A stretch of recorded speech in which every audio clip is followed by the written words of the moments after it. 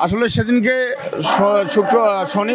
শুক্রবার ছিল, নিয়োগ পরীক্ষা থাকার কারণে আমি ফার্মগেট থেকে একটু উল্টা আসার চেষ্টা করি, যার জন্য আমি আগেও ক্ষমা চেয়েছি।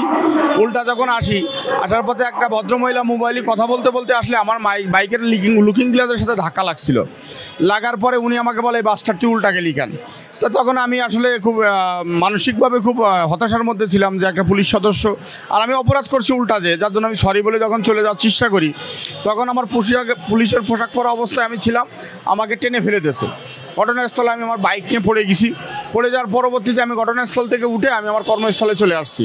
তার পরবর্তীতে 3 দিন পরে আমি জানতে পারি সোশ্যাল মিডিয়ার দৌলতে আর ইলেকট্রিক প্রিন্ট মিডিয়ার মাধ্যমে যে উনি আমার বিরুদ্ধে একটা সাম্প্রদায়িক একটা ট্যাগ ইস্যু করেছে, যে আমি মুসলমান দৃশ্যমান, আমার দাড়ি টুপি থাকার কারণে উনি পরিকল্পিতভাবে একটা মিথ্যাচার, একটা ব্লেম, একটা গুজব ছড়িয়েছে যে আমি নাকি ওনাকে টিপ্পনানে গালাগালি দিছি। পরবর্তীতে আমার নামে বিভাগীয় মামলা রুজু হওয়ার পরবর্তী তদন্ত করে আমার আর তার কোনো ফুটেজ পাইনি। ইভেন ওই যে প্রত্যক্ষ সাক্ষী ছিল মাস্ক বিক্রেতা, মুখের মাস্ক নাইম, ছেলেটা বলছে যে টিপ বিষয়ে কটূক্তি করি নাই, আমার শুনি নাই, সে খুব কাছে ছিল। তারপরেও কেন জানি ফ্যাসিবাদের সরকার আমাকে চাকরিচ্যুত করলো।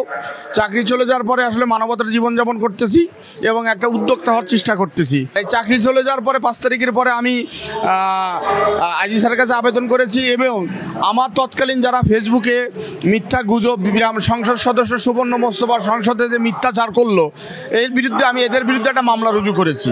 সেই মামলা রুজু করার পরবর্তীতে আমি বিভিন্ন প্রকার আমাকে হত্যার উদ্দেশ্যে বিভিন্ন হুমকি আসতেছে। ফ্যাসিবাদের সন্ত্রাস এসে ওকে কুপাই এবং ওকে বাঁচানোর জন্য আমি যখন যাই তখন আমার উপরে গুলি ছোড়ে।